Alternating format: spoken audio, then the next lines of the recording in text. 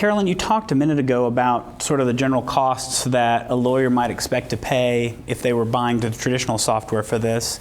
Can you give us just in general an idea of what lawyers could expect to pay on software as a service solutions and how that compares to what they'd be doing otherwise?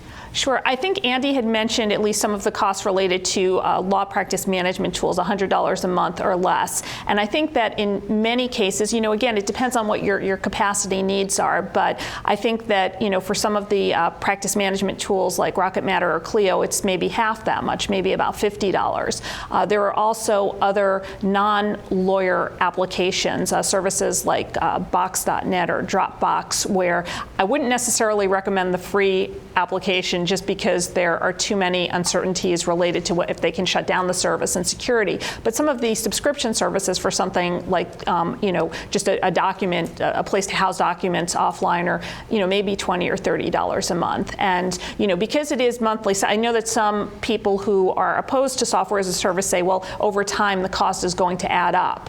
Because you're really paying, $700 each year.